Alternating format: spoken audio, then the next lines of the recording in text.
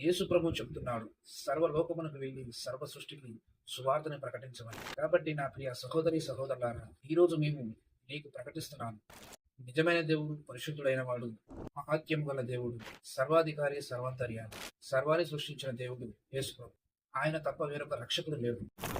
ప్రతి మానవుని పాపం కొరకి ఆయన తన రక్తాన్ని చిందించి తన ప్రాణాన్ని పెట్టాడు. సర్వ సృష్టికి సువార్తని ప్రకటించమని చెబుతున్నాడు. ఈ భూమి మీద ఉన్న ప్రతి మనిషి ఈ భూమి మీద ఉన్న ప్రతి మనిషి కొరకు ఆయన చనిపోయాడు. ఎవరైతే ఆయన యొద్దకొచ్చి తమ పాపాలు ఒప్పుకొని పశ్చాత్తాపడతారో ఆయన వారిని క్షమిస్తాడు. ఆయన రక్తంలో కడిగి వేస్తాడు. నీ ప్రతి పాపాన్ని దూరపరుస్తాడు. నీవు మారు మనసు పొంది రక్షణ పొందాలి. కాబట్టి నా ప్రియ సహోదరి సహోదరుడా, మారు మనసు పొందండి. మీ పాపాలు ఒప్పుకోండి. ఎవరైతే యేసయ్య వద్దకు రావాలని ఆశిస్తున్నారో ప్రతి ఒక్కరి కొరకై ఆయన చేతులు చాచి ఉంచాడు. కాబట్టి నా ప్రియ సహోదరి సహోదరుడా, నువ్వు ఎలాంటి సమస్యలతో ఉన్నా సరే, ఎలాంటి ఇబ్బందులతో ఉన్నా సరే, ఎన్ని బాధలు పడుతున్నా సరే, ఆయన యొద్దకు ఒక్కసారి రా. ఆయన మాటలు విను. ఆయన నీ ప్రతి సమస్యని తీసివేస్తాడు. నీ ప్రతి భారాన్ని తొలగిస్తాడు. భారాన్ని మోస్తున్న సమస్త జనులారా నా యొద్దకు రండని యేసయ్య మాట్లాడుతున్నాడు. మీ ప్రతి భారాన్ని ఆయన తొలగిస్తాడు. కాబట్టి మీకు దగ్గరలో ఉన్న చర్చికి మీరు వెళ్ళి అక్కడ ఉన్న పాస్టర్ని మీరు కలిసి యేసయ్య గురించి తెలుసుకొని మీకు ఇష్టమైతే మారు మనసు పొంది రక్షణ పొందండి.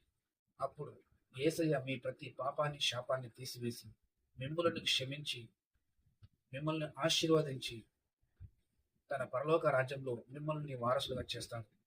కాబట్టి నా ప్రియ సహోదరి సహోదరుడా, ఈ దినమే నువ్వు మారు మనసు పొంది రక్షణ పొందు. క్రైస్తవులైన ప్రతి ఒక్కరు కూడా చూసిన వారు అన్యులకు ఈ వీడియో షేర్ చేయండి. ప్రతి ఒక్కరు రక్షణ పొందాలి.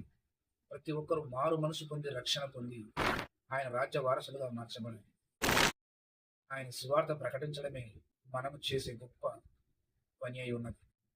కాబట్టి నా క్రైస్తవ సహోదరి సహోదరులారా, మీరందరూ గమనించి ప్రతి ఒక్కరికి షేర్ చేయండి.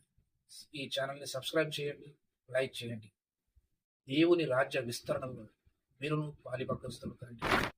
కాబట్టి నా ప్రియ సహోదరి సహోదరులారా, అన్యులు అనేకులు ఉన్నారు. ఇంకా వారందరూ రక్షింపబడాలి, మారు మనసు పొందాలి, దేవుని రాజ్యంలో చేర్చబడాలి. ఏ ఒక్కరు కూడా నరకానికి పోవడం దేవునికి ఇష్టం లేదు. కాబట్టి దేవుడు చెప్పింది మనం చేయాలి. యేసయ్య మార్గము, సత్యము, జీవం. ఆయన యందు విశ్వాసం ఉంచు ప్రతి ఒక్కరును రక్షింపబడు. ఆమేన్.